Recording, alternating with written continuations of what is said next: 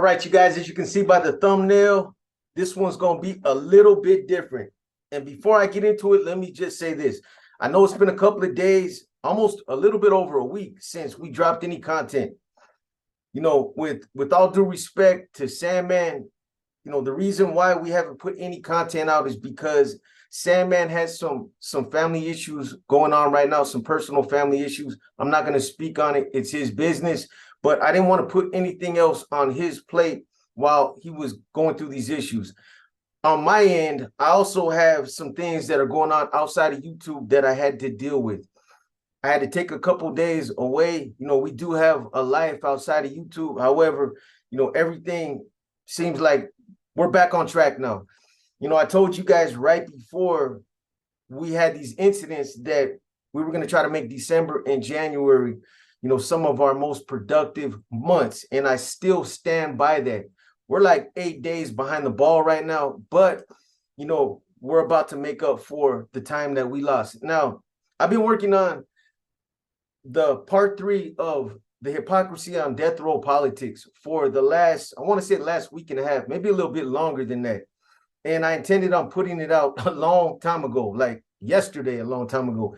But, you know, I wanted to make sure that I covered some things. There's some things that I was trying to vet. And there's also some, you know, I just wanted to make sure that it was up to my expectations because there's a lot of moving parts. There's a lot of people involved. And there's just a lot of different issues involving, you know, that whole spill. So I wanted to make sure that I got everything at least up to par. And I'm pretty sure I'm there. I'm going to try to release that video hopefully tonight. If I can do it tonight, I'm going to do it. If not, it will be tomorrow.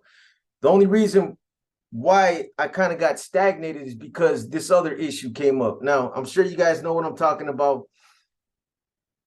This is the issue involving, you know, a Norteño that supposedly got whacked in Pelican Bay by the Sureños. Now, let me say this. I don't know nothing about this incident. I don't have any, you know, inside information about it. I didn't hear nothing from none of my resources. I can't even confirm whether it even really happened. You guys probably know more than me. The only reason I even know that something possibly happened is because of other YouTube channels that popped up in my feed that were talking about it. One being that Prison Guard channel. Shout out to Hector Bravo. That was, you know, that's the only reason why I even know about this incident. You know, I trust that Hector has good information. Hector has contacts that a lot of us don't have. And I'm sure he's privy to a lot of information before a lot of, you know, a lot of us other content creators on YouTube. So if Hector says something, I put a lot of weight into it. I don't think Hector would float something of this magnitude out there unless he was sure that something happened. By the way, Hector, I checked out your video and me and you think alike. What you said about, you know, thinking that you're 10 feet tall. We're all supposed to think like that.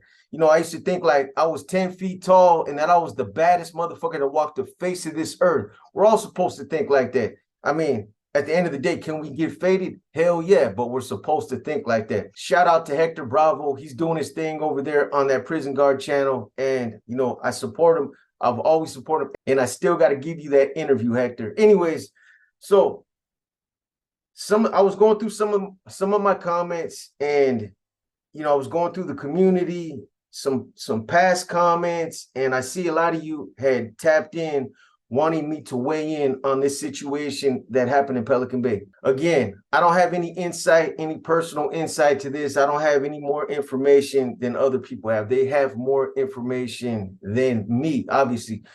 However, I will give you, you know, a little bit of feedback, my thoughts on some things, but I'm gonna stop short of, you know, speculating. I'm gonna stop short of telling you guys what I think might happen or what's gonna happen, because I don't want that to be misinterpreted. I want to be careful, you know, when I talk about that. I've always tried to be careful when I spoke about, you know, the agreement to end hostilities, because aside from those viewers that, understand, the ones that get it, the ones that are mature and that speak with intelligence. There's always those that are going to try to spin the narrative. They're going to try to say, you know what, you're still trying to be active, or you're still biased, or you're still rallying for the home team, or all that stuff. So I'm not going to get into all that. The thing that people need to understand, and I've covered a lot of things that have happened over the course of the last few years with respects to the NF power struggle, a lot of the things that have been going on out there on the main lines. And a lot of this stuff I've already said, but, let me put this all in perspective for you guys, or for those of you that haven't heard some of the last spills that I did, the NF insurrection, and, there was a couple other spills that I did that kind of spoke about all this. And in some respects, I even at that time predicted some of these things were going to happen. So first, let me just say this. This is what I've heard, or this is what I've been able to gather thus far. From what I understand, there was a norteño that was an NR soldado, meaning an NR member, that was basically, he was butchered in the kitchen in Pelican Bay, in Pelican Bay State Prison. And in the course of this happening, this had to have been planned out, because supposedly there were some northerners, some other norteños that were working in the kitchen, other kitchen workers, that somehow ended up in a freezer and some kind of storage room, and they were locked in there. Basically, they were cut off from helping this other norteño while these guys did what they did. Supposedly, allegedly. Again, I want to be careful about speaking on this stuff. So that's what I heard. And Ansol was hit in Pelican Bay by several Sureños, and basically there was a couple guys that were barricaded in a storage room. Now, before I get into the specifics of just that right there and what this tells me and how I'm looking at this whole situation, one of the things that you guys need to understand is that this all goes all the way back 21 years. This goes all the way back to Operation Black Widow. That investigation right there kind of paved the way for everything that's happening right now to happen. You guys got to understand that federal investigation, it severely weakened not just the NF leadership, but the NF following as well. Obviously, when they indicted NF leadership, their objective definitely was to weaken the NF, to basically cut the head off the snake, and basically the body will fall apart. That was their plan, their game plan. However, I don't think anybody could have foreseen the things that are happening now, 20 years later. So I guess in some respects, they did accomplish what they were set out to do. So you take guys like Corny, Pinky, Cuete, Tex, Skip, Stork, Spider, Tibbs, Happy, Bird, Rico, and all the others out of the state system, and this had huge, far-reaching implications.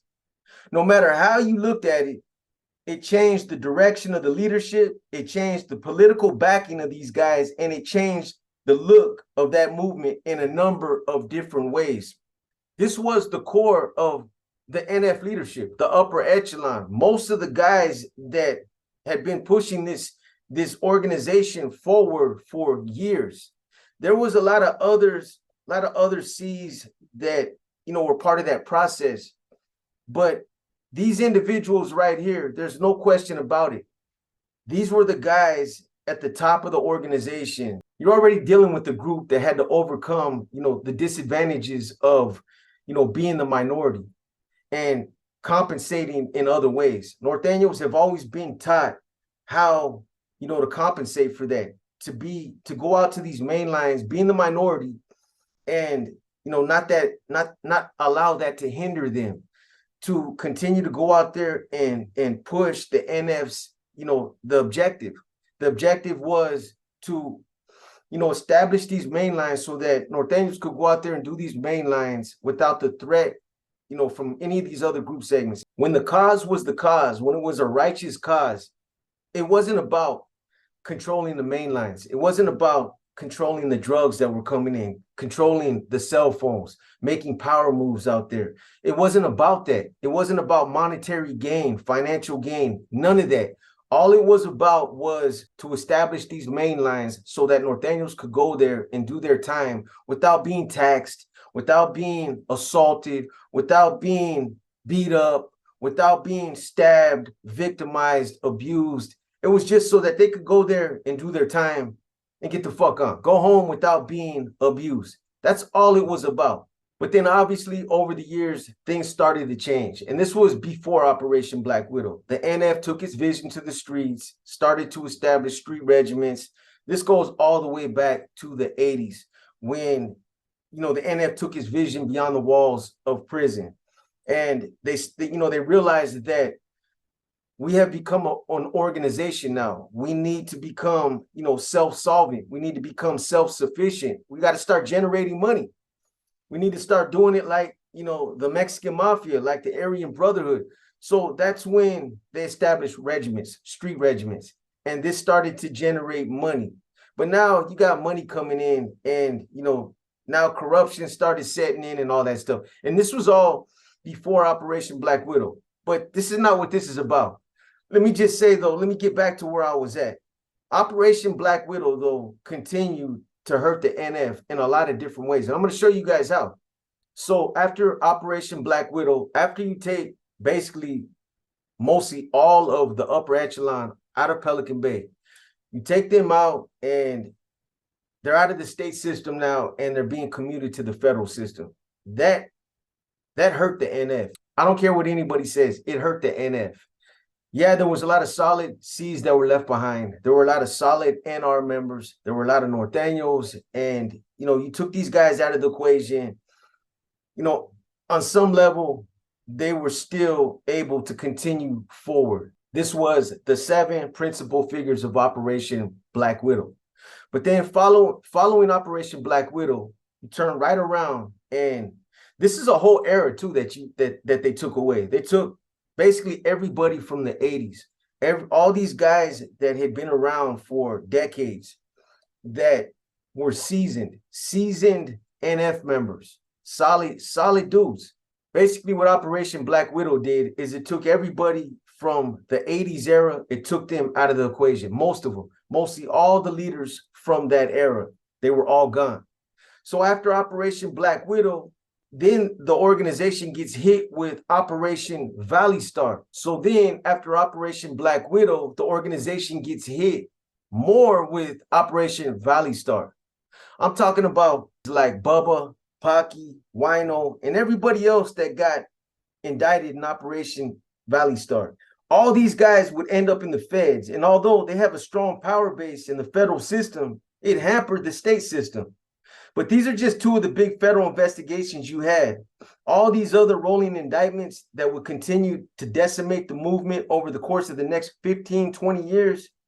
How many times over the last 15 years have you guys heard the media cover these investigations? Feds unveil massive NF investigation. Feds launch new indictment on the NF. From Bakersfield down, all the way down to the Oregon border and several points in between.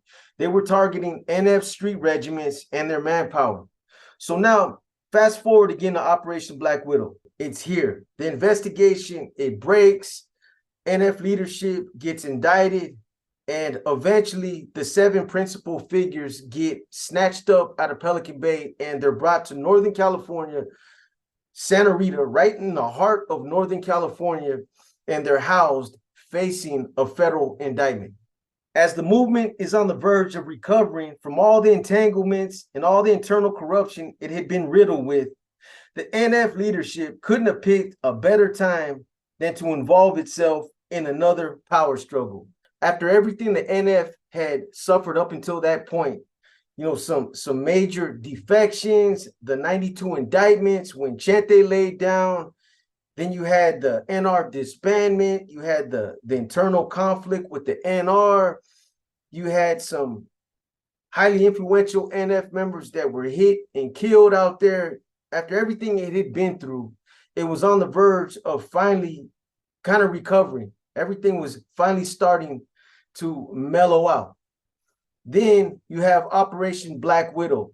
That investigation hits, and now these guys decide to get involved in a huge power struggle. So this power struggle, it extends over the course of the next 20 years or 21 years, from 2001 up until 2021, 2022.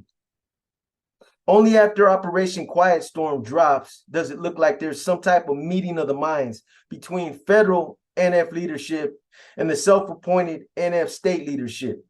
The organization airs out its dirty laundry for anyone and everyone to see and hear about. And believe me, the MA is listening with everyone else.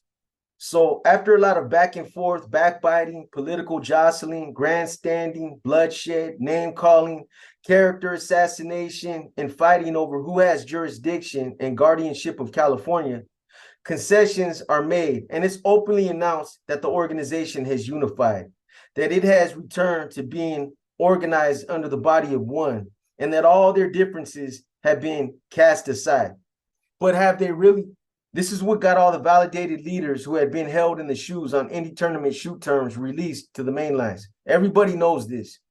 So when the whispers started circulating in Corcoran Shoe and Pelican Bay Shoe and the short corridor, the MA, the NF, the AB, and the BGF all started to realize that this might actually really be happening. That, you know what, this lawsuit that Todd Asker and Danny Troxel filed, we might actually win this. And, you know, this might actually result in us getting kicked out to the main lines.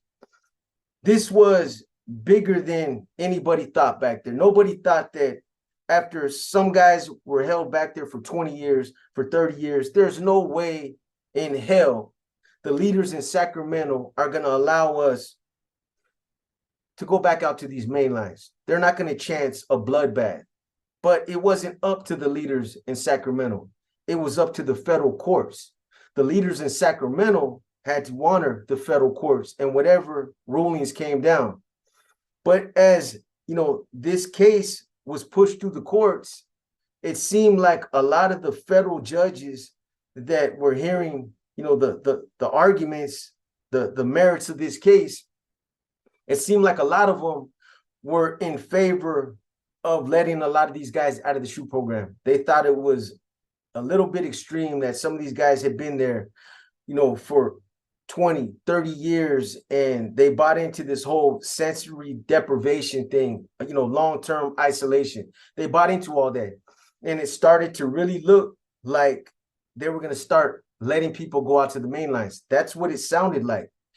These judgments that were coming down were all in favor of Todd Asker, Danny Troxel, and the plaintiffs, which was everybody in Pelican Bay. So, of course, you know, when these four groups realized that this might actually happen, they all knew that if it did, they were the ones who had to set some perimeters and guidelines in place. Otherwise, the war that had been in effect since the late 60s, early 70s would have continued. The wars were still on. There were a lot of main lines out there that were still, you know, the level fours were still rocking. They were still kicking off out there.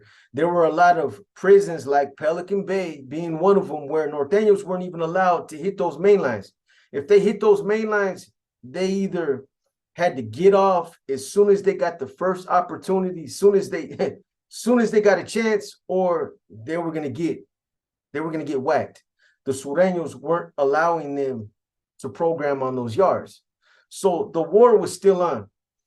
You know, you started to hear about individuals back there in the short corridor talking about some type of agreement. So these guys, you know, they realized that they had to set some type of perimeters or ground rules, you know, in the event that they started releasing people back out to the main lines. Not only that, but I'm sure it also occurred to them that if they really were given this kind of freedom, they needed to take steps to preserve it and to ensure that they didn't give the leaders in Sacramento a reason to take it away. Obviously, the guys who had been stranded in the shoes for decades didn't want to go back to that environment. There's no question about that, especially after having given a taste of that freedom. Going out there to the main lines, you know, seeing the kind of potential that, you know, they had out there, the monetary gains, the type of money that they could make out there. And, you know, being out there and having cell phones and having the resources that put them in a better position to control the streets. So that was huge. And make no mistake about it, you guys have heard about, you know, the money that was being made by the NF and Salinas Valley. Who knows if those numbers were elevated, if they were inflated? You know, there were some huge numbers. But on the other side of it, since I've been doing this YouTube thing, I've personally talked to women that have been with individuals like leaders like Popeye, leaders like Mosca, and the amount of money that these guys were able to make out there is crazy. You know, some of the women that I've talked to that these guys were infatuated with, they basically gave them anything and everything that they wanted. They bought houses for them. They put their kids through college. They gave them, you know, a monthly allowance. They paid their rent. They bought them cars. They had, you know, cats pull up with brand new cars, dropping off thousands of dollars. It was crazy. Some of the stories that I've heard by these women, the amount of money that, you know, they gave these women, it was crazy. It gave me an idea of the amount of money that they were able to make out there on these main lines. And that was just a glimpse of it. So these guys that had been stranded in the SHU program, you know, for decades, these guys that hadn't been out in a, you know, to a main line in years, it came as no real surprise that, you know, these were the guys that reached some kind of consensus, some kind of general consensus to, you know, have some type of agreement, some type of perimeters that were set in place so that, you know, a war could be at least averted. Whether it was short term or long term, nobody knows. All they were really thinking about at that point is the type of huge financial gains this would mean for their organizations and how this would put them all in a much better position. I mean, let's be honest, although there's some people who really think it's a good thing that, you know, the bloodshed ceased and that the war stopped, there's others that have conformed to this agreement only based on how it benefits these organizations. Ask yourself this question. What do you think would have happened if these guys would have all been guaranteed unfettered freedom on these main lines, whether they were engaged in these wars or not? If the leaders in Sacramento would have said, listen, we're letting you guys go back out to these main lines. You will not be returned to the SHUs under any circumstances, and this includes any wars between the NF and the MA. You guys go ahead and work it out. Run your prison politics and may the strongest win. What do you guys think would have happened then? Nobody knows. Nobody really knows, but just think about that. Do you think these guys would have still said, you know what, let's go out there and coexist and try to program together and stop this war? Or do you think those that didn't believe in any kind of agreement or any kind of peace would have prevailed and there would have been an all-out war to see who would have controlled these main lines? What do you guys think would have happened? Do you guys think that the peacemakers, those who really rally for peace, do you think that they would have still had their way, or would things have been different? If you guys notice, I've never referred to the Agreement to End Hostilities as a peace treaty. I've never referred to it as a call for peace either. And that's because I understood the dynamics. As a former NF member, I understood the politics and what was at stake. It all comes down to money and some of the power moves that being on these main lines affords these organizations. That's why I refer to it as the Agreement to End Hostilities, or a standstill, or a ceasefire, because that's what it is. It's a standstill. It's a ceasefire. It doesn't mean that, you know, this agreement is going to last. Who knows how long it was going to last for? Who knows if it was going to be short term or long term? I said that already. Who really knows? The only ones that really know are the leaders at the top of these organizations, the ones that made these concessions, the ones that agreed, you know, to the Agreement to End Hostilities. I'm sure the Mexican Mafia, they had some type of, you know, they formulated some type of plan. Whether or not we're going to really go into this with the real call for peace, who knows? Or, you know what, let's get everybody out there. Let's put everybody in place. Let's kind of, you know, fill the waters before we make our next move. You know, I've always said this in the past. I've said it more than one time. I've always said that I never thought I'd ever see the day in my lifetime where I would ever see Norteños and Sureños programming out there on these yards together, out there on the main lines together.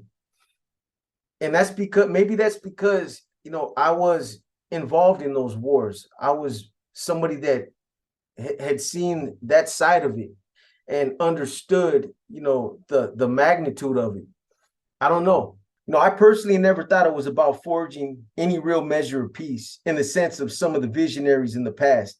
Both the NF and the MA had one. Cheyenne was the MS and Old Man Rafa was the NFs. These guys, they really had visions and a purpose of wanting to see the bloodshed stop.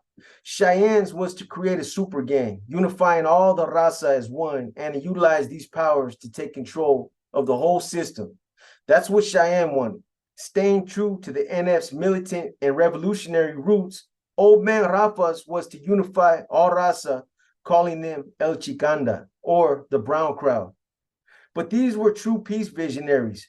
There was no monetary gains or power grabs attached to their purposes. They were real about it. Both of these guys really wanted to see the bloodshed stop. They didn't want to see that war continue. And they were real about it. Basically, it cost both of them, you know, their careers, and in Cheyenne's case, his life. You know, I can't say it enough, but people really don't understand how far-reaching the effects of Operation Black Widow really was. This one federal indictment paved the way for a lot of political strategies to become possible. Something tells me that the efforts of those that were in the shoes and the short corridor would have been a lot different if Operation Black Widow didn't happen. Let's put that in perspective.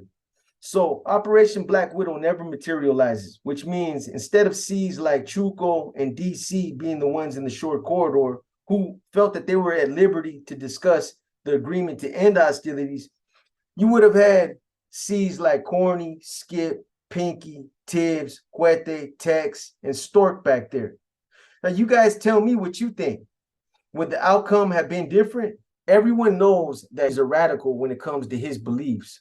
But would Corny, Pinky, and other high-ranking NF members, would they have been able to contain him for the better purpose of the O, or would they have all stuck to their no peace credo? Imagine how the state system would have been with all these guys out there in the mix. I'm not saying a dozen guys makes that much of a difference in the physical sense, but their influence and presence would have reached monumental proportions. A question that would have had equitable implications is if Operation Valley Star didn't happen. You would have had all the influential NF members, NR members, and all these guys in the fray as well. And then without these investigations and all the political fallout, your baby jokers, your Mateos, and everyone else who got crossed up in this secret coup never would have happened. Kind of makes you wonder, huh? Imagine that. So Operation Black Widow doesn't happen. Operation Valley Star doesn't happen. And you got all these guys now that are still in the state system. Basically, what you have here is you have the 80s era, all these seasoned NF members that have been around for decades. And then you have, you know, the 90s era, all their proteges, the up and comings that are now also in the state system. That's huge. How much it would have changed, you know, the political landscape of, you know, the state system, who knows? But I'm sure we all agree that it would have definitely changed it on some level. So like I said, I don't know the details of what happened. I'm not confirming anything happened either way, because I didn't hear about any of this from any of my sources. I'm just going off of this YouTube buzz and what I've been hearing from things that have been popping up in my feed. That's it. That's all. Now, before I go into this, let me be clear about something. I have no dog in this fight. I'm no longer in a position to where I have to be concerned about waking up and having to personally deal with these type of fucked up politics. And I'm happy I don't. This is a fucked up situation, you know, to be in. Those individuals that, you know, are in the state system right now, in light of everything that's going on, it's a fucked up situation to have to deal with. I'm glad I'm not in that position. I don't want to see any more bloodshed. I don't want people to interpret anything I say as encouraging bloodshed, and there's nothing for me to gain by it either way. So for the haters, let me say this ahead of time. I'm not trying to be active. I'm not rallying for what used to be the home team, and I'm not reverting back to that alter ego boxer. In other words, I don't want to see any Sureños or MA members retaliated against. So although I'm going to be very careful about what I say and how I say it, just be clear about my position. You know, I talk about the things I talk about on YouTube for some of the reasons that I've told you guys, you know, so that hopefully there's one youngster out there that I might be able to enlighten, a youngster that might think that this, you know, this lifestyle is something to glorify.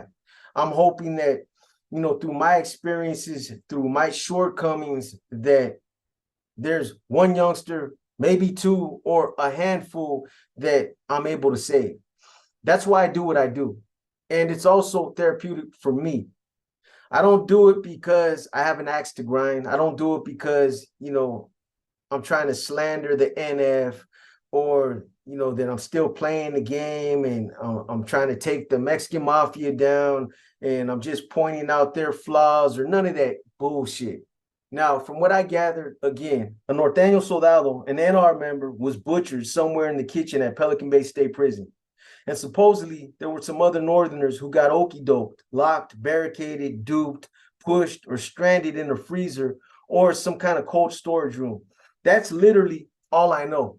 But if this much is true, this in itself tells me a lot, that this was carefully orchestrated so that this guy wouldn't have any chance at someone intervening or coming to his assistance. That much is clear just based on these details alone. Now, I've heard some speculate about whether something like this could have been done by some Sureños that were acting under their own accord or without authorization. Is that possible? Absolutely it is. Do I believe that this is what happened? No, I don't. And I'll tell you why. For starters, this is Pelican Bay. This isn't just another level 4 prison, another prison like High Desert, Salinas Valley, or Centinela. This prison has always operated differently from others. Not only that, but both of these mainline yards, A yard and B yard, are closely controlled and organized by some senior Mexican mafia members. Tablas from Florencia and Chato from Arizona Maravilla. Those are just two of many that I know about. But both Tablas and Chato, both of these guys are senior Mexican mafia members. And, you know, ironically, both of these guys also played a huge role in, you know, establishing the agreement to end hostilities. But not only that, Tablas's brother, Babo, who passed away recently, was neighbors with DC. And him and DC were in the short corridor together. And supposedly, you know, these two represented their organizations back there. And they were very instrumental in reaching this agreement.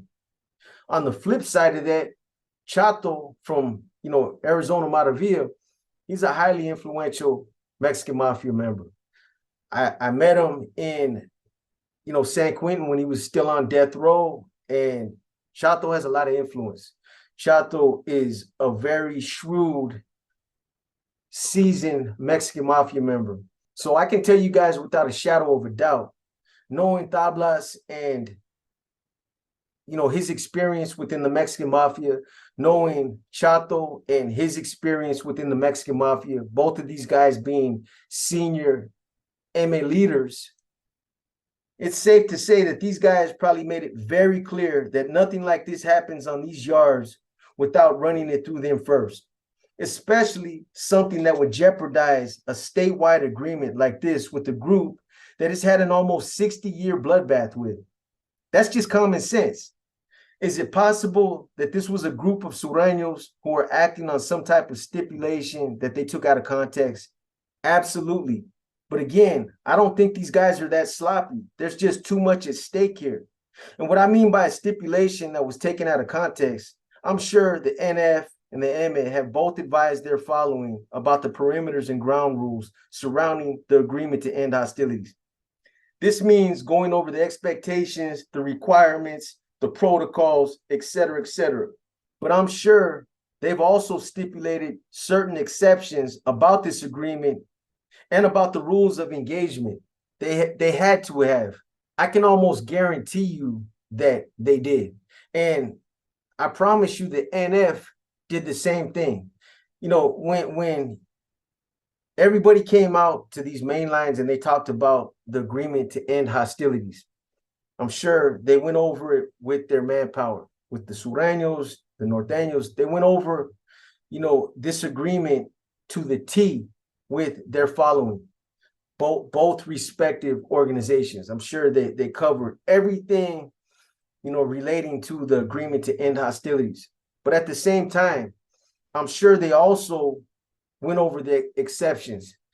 If, you know, what I mean by that is, you know, if you guys are threatened, if, you know, you're ever assaulted, if you're physically threatened and you're in a position where you feel like there's an immediate threat and it's something that, you know, can't wait, then you guys do what you got to do to protect yourselves.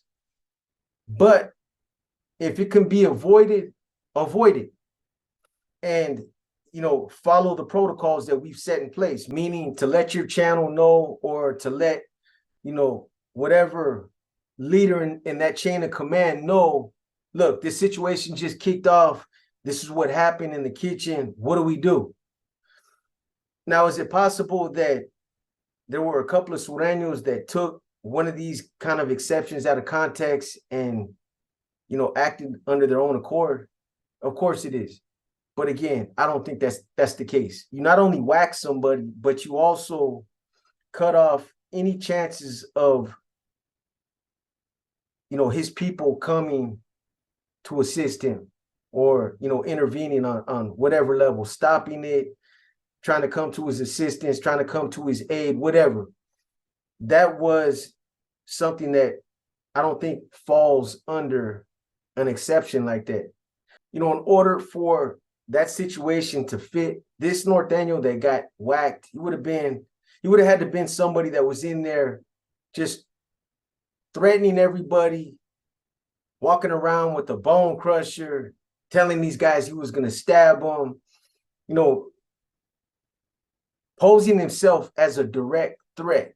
But again, I don't think any of this applies. It just doesn't fit that criteria. There's more to it than that, just based off the circumstance, just the little bit of details that I know about, that this happened in the kitchen, that there were multiple Sureños that were involved, and that they locked these other Norteños in a storage room or a freezer, whatever it was, a cooler. That right there tells me that there's a lot more going on. So again, I just don't believe that, you know, somebody misinterpreted this kind of stipulation, or this kind of, you know, exception. There's too many other moving parts to this. You know, I can speculate just like anybody else. However, I just don't think that something like this would happen without authorization. I don't think that Sureños on either A yard or B yard would act under their own accord and do something of this magnitude that would threaten the agreement to end hostilities in not just Pelican Bay, but across the state of California and all these other prisons. I don't see something like that happening unless they were given clearance. You know, one other thing to take into consideration is that there's been quite a few incidents on the main lines since everyone was let out of the SHU. No, the waters have been tested several times, and it's becoming clearer and clearer that this isn't resulting in CDCR making any big pushes towards returning these guys back to the SHU. So is it possible they're becoming more emboldened and more courageous about testing the waters, seeing how far they can go? Who knows? But with the federal courts backing them, it hasn't stopped them before. You know, you guys have seen it all play out yourselves. Yogi Pinnell was killed in Folsom, you know, the older Crip that was retaliated on after he drew first blood. Then there's been several other skirmishes. And then probably the most serious of all, this situation right here, where Norteño Soldado was sliced up by several shooters. Not to mention all the house cleaning and killings in between, the Moscas, the Popeyes, the Donitos, et cetera, et cetera. When I did the NF insurrection and the organizational rebirth, I spoke a lot about some of the hypocrisies that were being inflicted on the Norteños by the state's NF self-appointed leaders. C's like Onel from Sacra, Chuco from Sanjo, DC from Chino, and their minions. Later, I did a spill on Salinas Valley and told you all how Conejo and Chuco were acting like nothing more than rubber stamps for the MA. I told you guys how they were quick to eat one of their own if it earned them points with some of the Mexican mafia leaders who had issues with these guys. Conejo went as far as selling out some of his own so-called brothers just to keep this agreement to end hostilities intact and to appease several Mexican mafia members that he was working with out there. Not only that, but they also labeled others like Baby Joker, Mateo, Capone from San Jose, and other C's non-compliant NF members who were in alignment with NF leadership in federal prison. It seems like all Conejo and these self-appointed leaders did was to destroy several decades of progress and implemented policies that were detrimental to the movement's advancement. That's all they did. Allowing hardcore drug use and using drugs themselves only managed to change people's perceptions of what the NF really stood for. People started looking at the NF like they were looking at the Mexican mafia members that, indulged in heroin openly. At least the Mexican mafia, were open about it. But, for many years, the NF forbid any type of habit-forming drugs, any kind of habit-forming drugs. Hardcore drugs were a no-no, and they enforced these policies strictly to the point where some NF members like Chocolate from San Jose were killed because they were using hardcore drugs.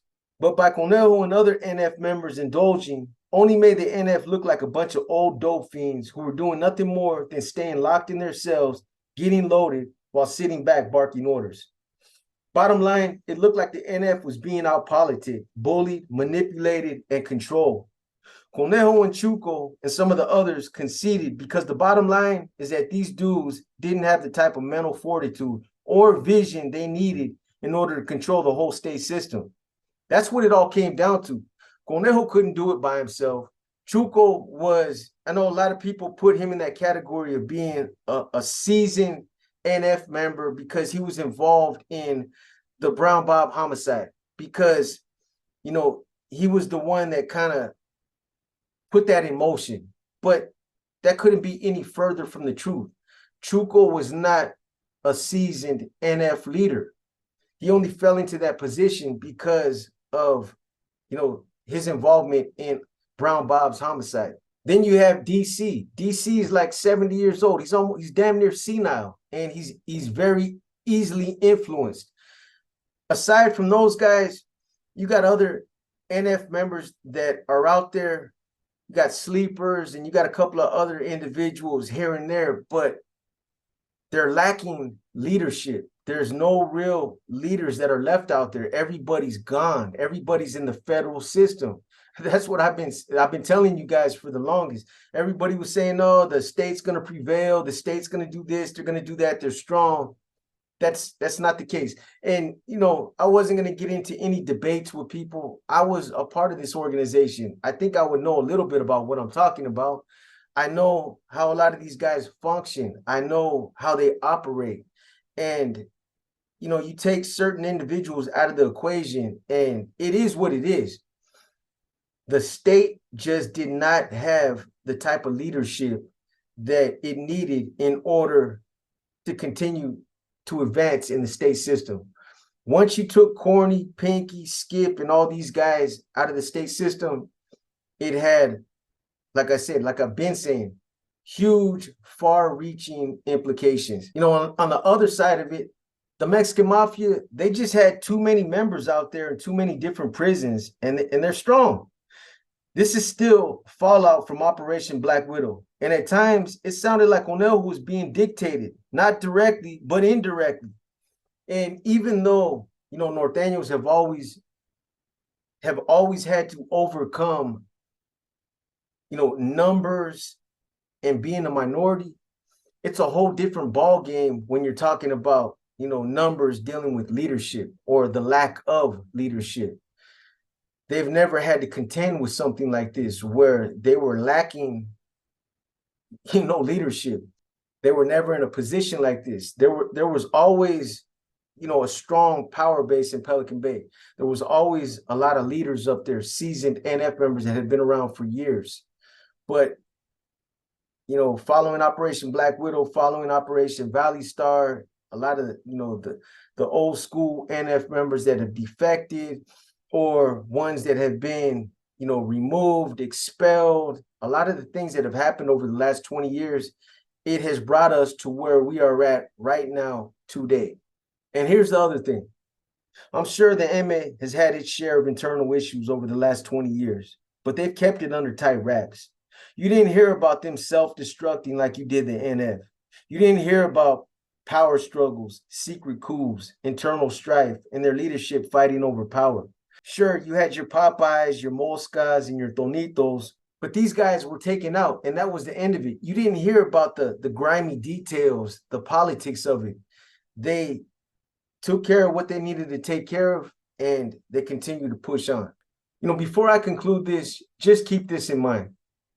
Everything that's happened over the past 20 years, all the things you guys have been hearing about, the MA has been sitting back hearing the same things. They hear everything you guys hear. I said it a while back. When the power struggle between the state's NF leadership and the Fed's NF leadership was in full effect. What did I say? I said at some point, you've got to think about what the MA's position is in all this. They hear about this power struggle that's aired out openly, where you have NF leaders in federal prison calling state leaders cowards for agreeing to this agreement to end hostilities. They're sitting back listening to everything that's going on. And you hear these NF leaders, and they all know them. They know Corny, they know Pinky, they know Skip. A lot of them were in the Bay together. And they hear these guys telling DC, Conejo, Chuco, they're telling these guys, you guys are cowards. We're at war with the Mexican mafia and the federal system. You guys are over there, singing Kumbaya, throwing spreads with these guys, selling up with them, playing sports with them, doing all kind of weird shit out there on these main lines while we're at war. You guys are a bunch of cowards. So what's the Mexican mafia's position while they're listening to this? I'm sure, they're sitting back listening to this, and at some point they had to have asked themselves, well, what do we do? Do we wait around for this, for them to figure all this out, or do we just go ahead and get rid of this threat that's starting to look like it might be becoming more of a threat? As it looked to them, Conejo, Chuco, and DC were the ones who were honoring this agreement, and that they were the glue keeping everything together. But now that they're gone, what happens now? The NF in federal prison announces that the organization has unified, that they're one organization again, and that there's been resolution insofar as their past disagreements. They made that announcement. We all heard it. It all got filtered out. It got filtered to the streets. The Mexican mafia heard it. Has the NF clarified this or their position to the MA? If not, the MA has been left to draw their own conclusions, and that can't be a good thing. Should they be expected to wait around and see what happens when these guys figure it all out? Silencio and a handful of other NF members out there don't have the power or experience to do it themselves, and they don't. That's one of the NF's biggest dilemmas in the state system right now, their lack of qualified, seasoned NF leaders to help deal with these issues. When I think about what's going on out there on these main lines right now, I have visions of these young Norteños that are out there that are running around, lost without anybody to guide them or anybody to lead them in the right direction. And it's a mess. If Conejo and all these guys left, the state system, and nobody has addressed the agreement to end hostilities, it's just, they continue to carry on as they have been, but nobody has really addressed it. They're faced with this quandary right now. And, I don't want anything that I say to be taken out of context. So I'm going to kick back and watch and listen, just like you guys. You know, the details are still sketchy right now. Things are still coming out. So we're all going to find out, you know, what happens. If it comes to light that this was a sanction hit from the MA and the facts don't justify a situation that called for immediate action, I don't see how the NF can avoid answering this declaration of war. Will they place their honor over money? Will they allow a norteño soldado, a committed NR member, to be victimized without retaliation? Does this mean the agreement to end hostilities has finally reached an impasse where there's a viable threat? Or will the NF leadership avoid all this by concluding that this was an isolated incident, that this NR member acted in some way that brought this on himself? If the latter happens, nobody will believe it, and they'll still be looked at as if they avoided this conflict because of misplaced loyalty, issues possibly involving monetary gain, and the unavoidable, an act of cowardice. One thing's for sure, CDCR isn't prepared for a war of this magnitude, not just because these yards are powder kegs ready to explode, but also because these prisons are all tapped in. Cell phones have made networking a lot easier. If one prison jumps, the next is going to kick off, and then you're going to have a domino effect. One prison kicks off, the next prison kicks off, the next prison kicks off. These guys are all in touch right now. I'm sure that they're making phone calls between prisons. I'm sure everybody's trying to figure out what the next step is, what their next move is. You know, how should they react? I'm sure there's a lot of things being talked about right now. What's going to happen is anybody's guess.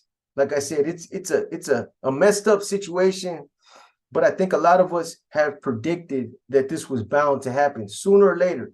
I always thought that it was going to be some youngster some reckless youngster that was going to go out there and, you know, maybe have a bad day and go kick something off and create, you know, some type of war that was just going to kick off from one prison to the next, to the next, to the next.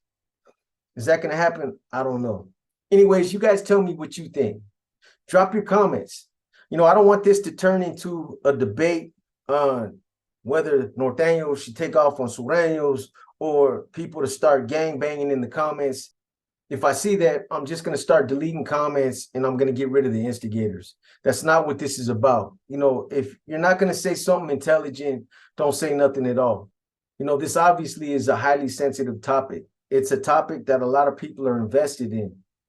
But, you know, let me just say this, though. You know, for all you youngsters out there that, you know, glorify prison and think that prison is, you know, this environment that you want to be a part of because you want that prison cred, that prison credibility, you know, take notice to what's happening right here. It's situations like this right here where, you know, prison turns into an ugly place. People lose their lives out there on these main lines over situations like this. It's always, you know, the small conflicts that end up escalating and turning into huge wars. Be grateful that you're not in prison. Be grateful that you're not out there on one of these level 4 main lines and that you don't have to deal with the war that these guys are going to have to deal with one way or the other. Anyways, with that being said, it doesn't look like I'm going to be able to get out that part 3 of the hypocrisy on death row politics, but I will get that out tomorrow. At least I'll get this one out to you guys first tonight. The reason why I put this one before the other one is because obviously everybody's talking about this right now. And several of you have reached out, you know, and have asked me to, you know, give some insight or some feedback, you know, on this situation right here. I hope I've been able to do that. I hope, if nothing else, I've given you guys, you know, at least a lot of different things to put in a perspective when you think about this, because there's a lot of different things that are involved in this. It's not just as simple as the situation that kicked off in Pelican Bay in the kitchen. That's just everything that kind of led up to it. Anyways, with that being said, I hope I was able to provide you guys with some of the answers that you were looking for. I will get that other video out tomorrow. I'm on Inner Demons next after that. And like I said, we're going to be grinding all week trying to get out as many videos as we can. Anyways, I hope you guys enjoyed your Thanksgiving. I hope you guys are getting ready for Christmas. Be blessed. feel blessed that you're home, that you're safe, you're on the streets, and that you're not in the middle of something like this. Anyways, with that being said, I appreciate you guys for tapping in. You guys stay safe out there. This is your boy B, and I'm out.